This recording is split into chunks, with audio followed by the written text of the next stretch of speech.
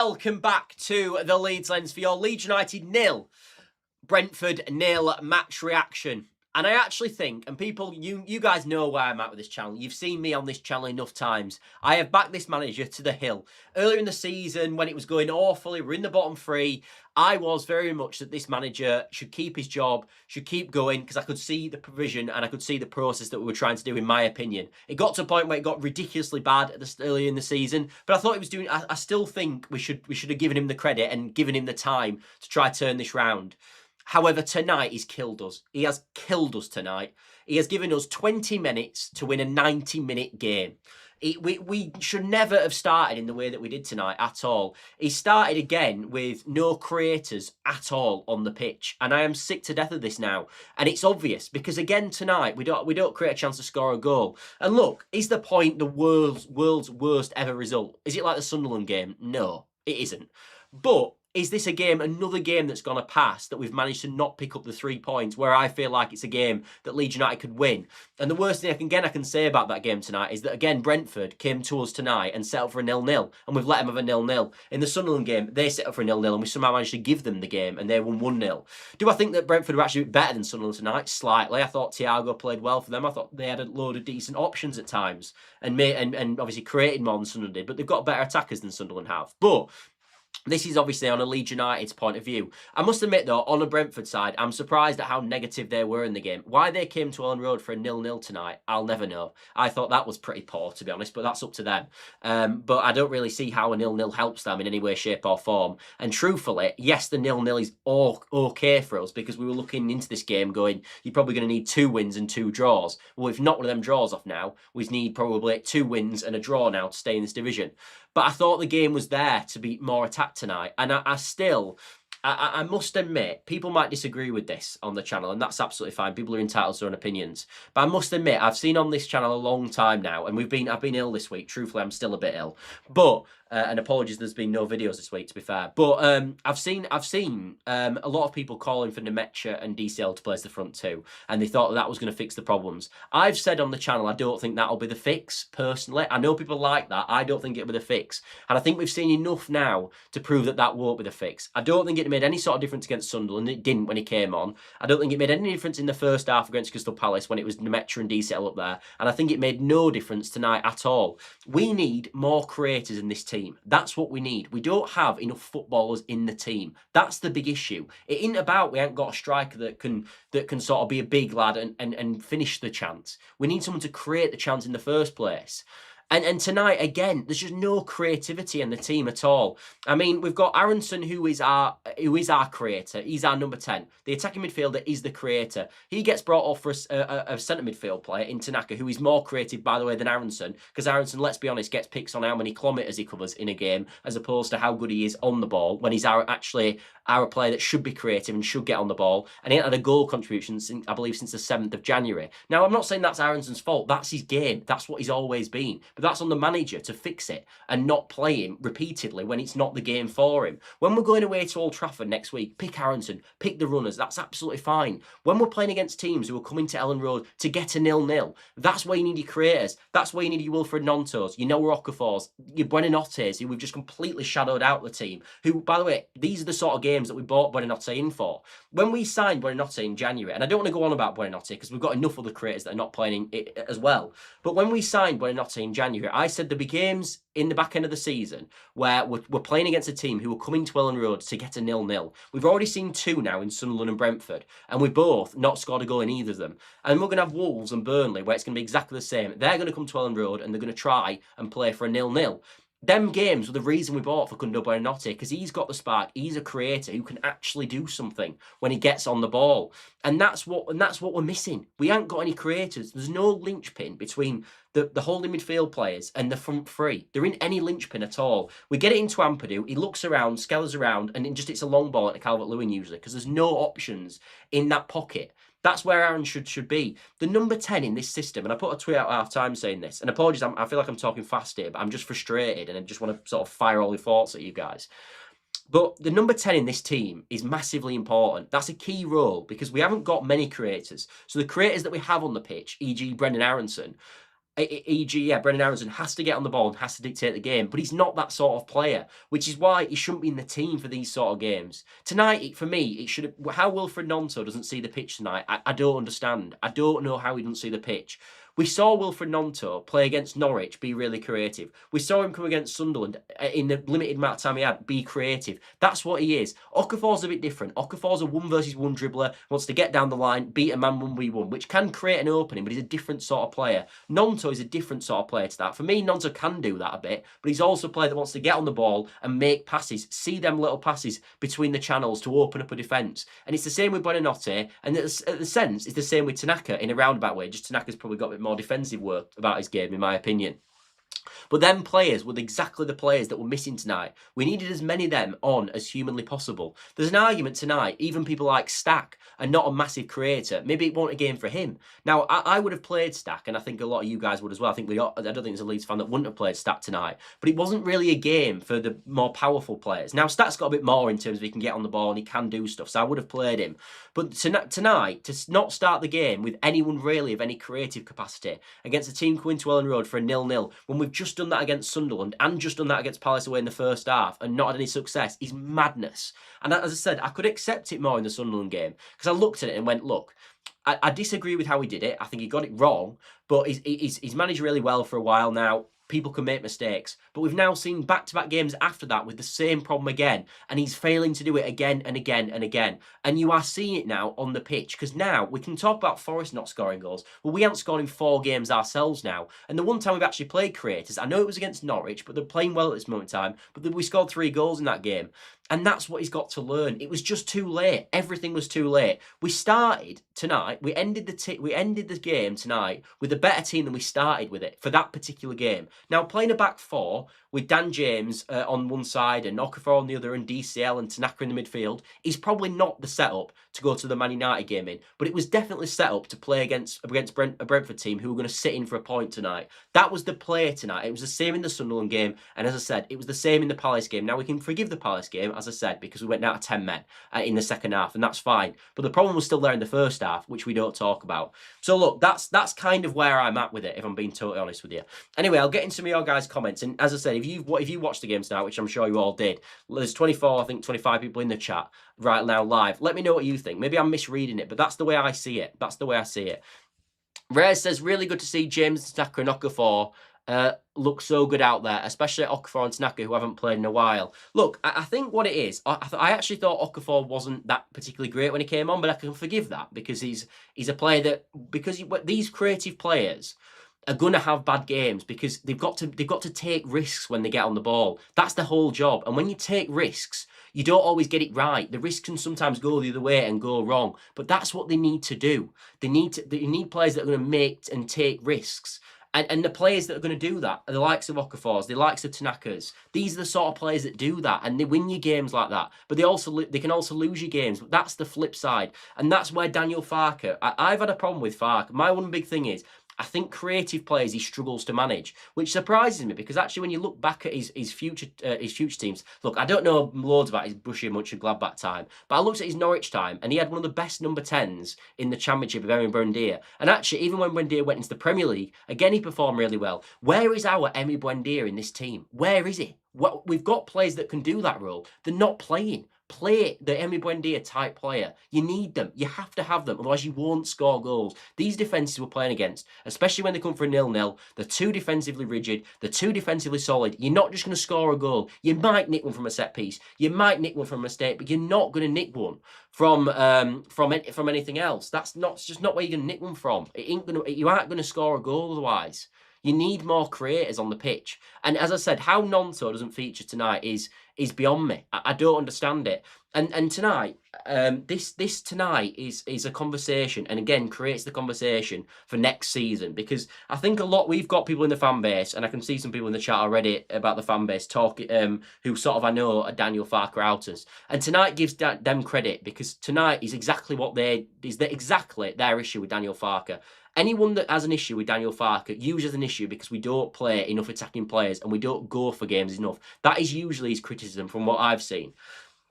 And on today's if you were looking at today's performance in isolation, look, he's done well in other games, no doubt about it. But if you look tonight in isolation, and you said to me, is Daniel Farke the right man for the job? Just based on tonight, I would say no, because it's the same mistake for 3 games in a row now, in terms of going too defensive, being scared to lose the game, not having enough creators on the pitch, not enough risk takers on the pitch, and it costing us points. And I think that's what's going on. That's my honest opinion. Anyway, I'll get into some of your guys' comments.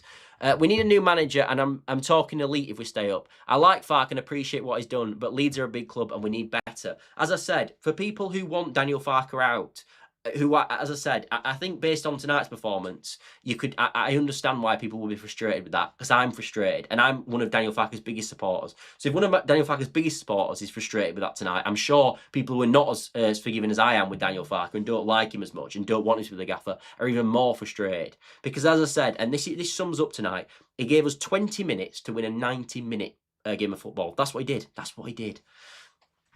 James did well when he came on. Look, I thought James is what he is, isn't it? He's an engine. He runs fast. He tries to beat his man. He's very basic, but he's quite good at what he does in terms of gets the ball, runs down the line, gets crosses in. Gets the ball, runs down the line, gets crosses. Gets the ball, cuts in on his left foot, puts a cross in. That is his game. Gets down the line, gets in a position to have a shot, has a shot. Never does anything that fancy, but does what he does.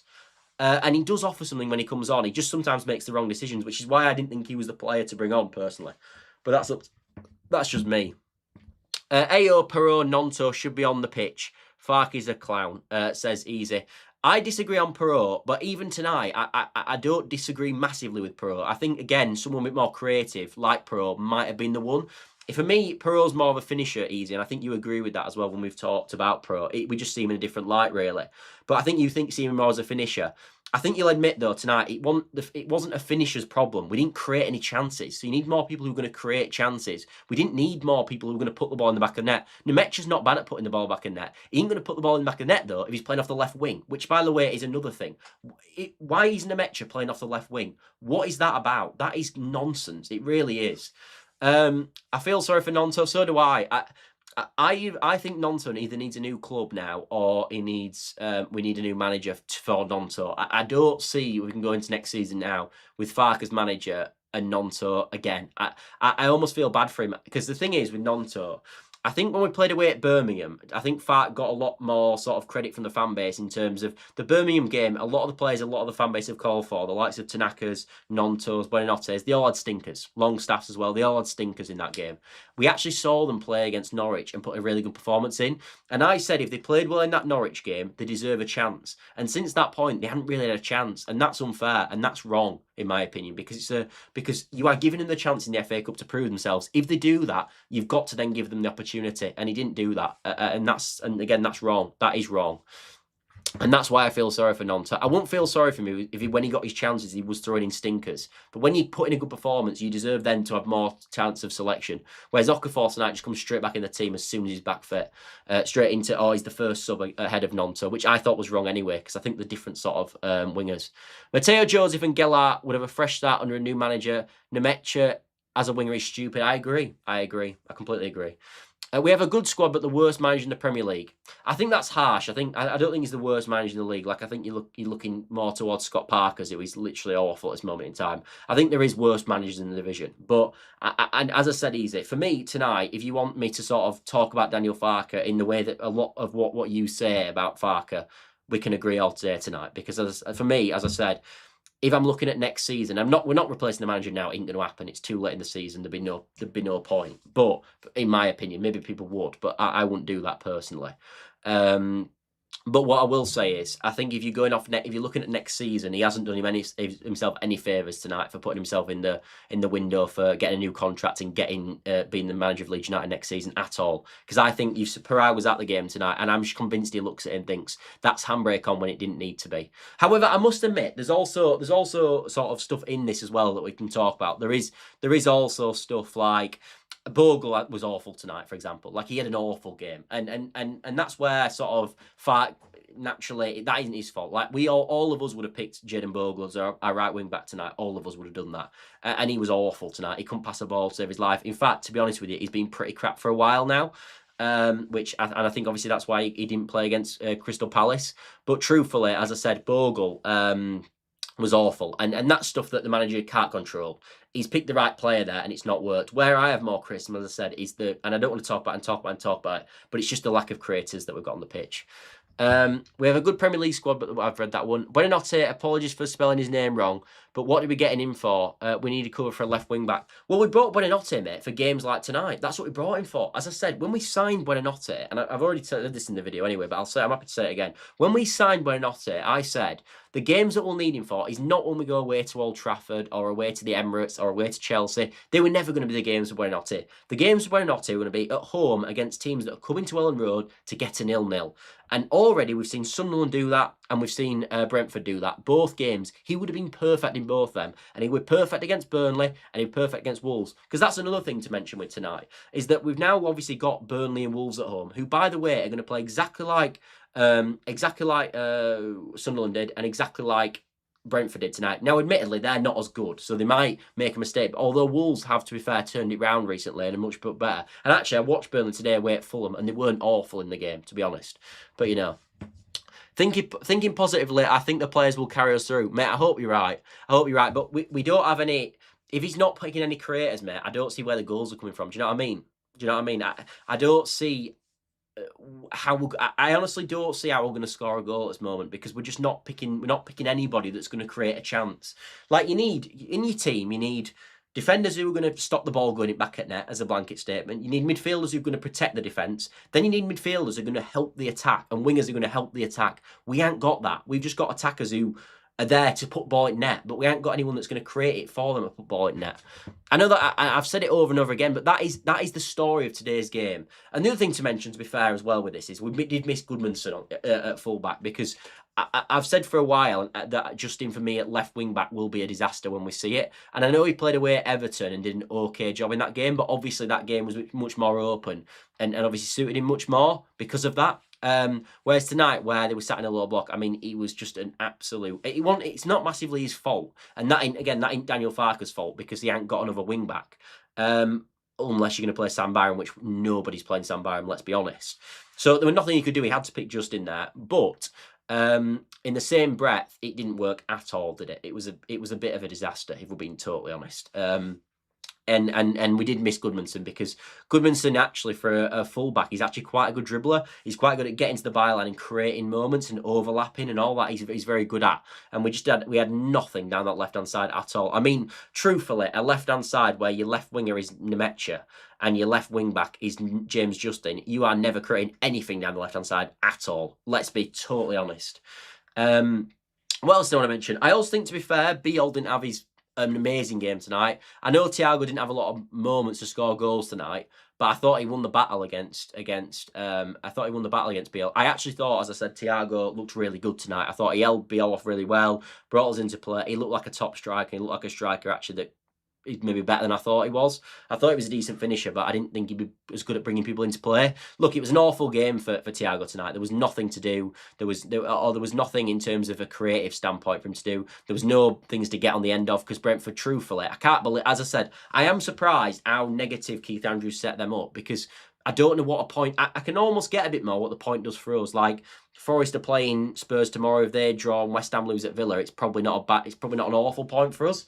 But I don't understand what a point does for Brentford at all. I have no idea, for the life of me, why Brentford came for a 0-0 tonight. I can't understand that for the life of me. And I didn't think that's how the game would go, if I'm being honest. Like, I thought this game might be easy for Leeds in the Sunderland game, because they'd have more ambition to try and win the game. They didn't seem to have that. So I don't understand it at all. As for Farke, I think we all know he's scared of risk. Our best attacking player spent whole last season on the bench. I can honestly say Farke's a coward. The thing is, we've gone down. He had a point earlier in the season where I thought he was getting it right most weeks, and I gave him the credit on the channel. He's just not at the moment. We're just as I said, we're just not playing enough. I don't want to. I've said it enough times. We're just not playing enough creators. Nonto should come on for Okafor, and James come on earlier. Yeah, I think that's fair. Brentford and no mugs. Looks like Farke's trying to get a point a game. Far too negative. And the thing is with that is that next week we've got Man United away. Well, we aren't gonna. Realistically, we're probably going to get beat in that game, aren't we? I think they're flying. Now, I know they're not flying away from home. They've not been great away from home. But since Carrick's come in at home, they've been pretty unstoppable. So there's every chance we lose that game. So we need to have to win games. We can't just draw every single game. It ain't going to happen. So look, we need to win a game. We need to win games. But we're putting more pressure now, week in, week out, on that Burnley and then Wolves games. I'm very worried. So much pressure on Wolves and Burnley at home, what I just said, so I completely agree, Andy. I think we will struggle versus Spurs away when their big players will probably up their game. Probably, yeah. Reactive instead of proactive again from Farke's Day. I agree. Evening, Scott. Nice to see you in the chat, Jack. Nice to see you back, mate. Can't keep drawing these games. I'm getting a bit twitchy now. Exactly how I feel, mate. Exactly. Also, I just want to say as well, off note from the game tonight, I did hit 2,000 subscribers this week, and for you guys that watch a lot, which I know a lot of you guys do, I really, really appreciate the support. I can't believe I'm at 2,000 subs. It is just fantastic. So that is I want to say thank you. I've been ill all week, in truth. I've been ill all week, and I'm still not feeling particularly great now. I've got a bit of an headache, and I feel a bit out of it. But I'm sort of living on adrenaline because I'm kind of annoyed. So that's how I've managed to put a show out tonight. But I have it, as I said, I have it 2,000 subscribers. So if you could carry on helping me get a bit further on from 2,000 subs, that would be fantastic. If you could like the video, all that good stuff. Obviously does massive up the channel. And I am going to wrap it up in a second because I am feeling like I'm a bit out of it. Scott, we're both Leeds. We need to put Leeds before Farke. We do, mate. We do. I'm with you on that. As I said, if I felt earlier in the year that it was the correct player to change him, I would have done. I just didn't think it was. And I still don't think the right decision now is to change the manager. I think there will be, maybe, I think a few people will be getting a bit twitchy with the manager in terms of sacking him. I don't think the board will. I think the board will just stick with it now to the end of the season and just see how it goes, which I think is the right call. I think we're too late now. I think we're past this quote-unquote sacking season for him. So we'll have to wait and see. Oh, also the other thing is with this is that, truthfully, a few weeks ago, I was a bit worried that I thought other teams were really starting to pick up, but they're not. These teams are not winning games. Like, I think Forest haven't won any of the last 7, not even one win in the last 7, and we've now got 4 points in them. Obviously, they've got a game in hand, but they've got 4 points on them. And Spurs haven't won any games in the league since Christmas. And Forest and West Ham, who apparently is a fantastic team, have only won one of the last 5. So look. And obviously we know Forest and Spurs can't both win tomorrow. So they play out a draw. Villa beat West Ham and we're golden, aren't we, really? But anyway, thanks all for watching, as always. Hope you enjoyed the video. Obviously, there will be a video tomorrow talking about the other 2 games. I think we'll go live basically straight after them games. So, yeah, stick around for that. And other than that, I will see you all later, everybody. Bye for now. As I said, thanks for watching. And if you could help the channel by dropping like, subscribe, all that good stuff does massive help the channel. Also, I've just seen a few people have joined. We have been talking about this game for about, 22 minutes and 24 seconds now. So you're more than welcome to switch back to the start and obviously watch the rest of the show because we have talked all about the game tonight. There's 2 more comments and then I will jump off. Head side says, change the manager, not a chance. Farke will see it out. We will stay up just. Hopefully, mate. Hopefully. I think you're right as well. I do think we'll just be all right. We are Leeds, not a non-league team. Come on. Yeah, whatever that means. I agree. Anyway, see you all later, everybody. Bye for now. And as I said, thanks for watching. See you later. Bye for now.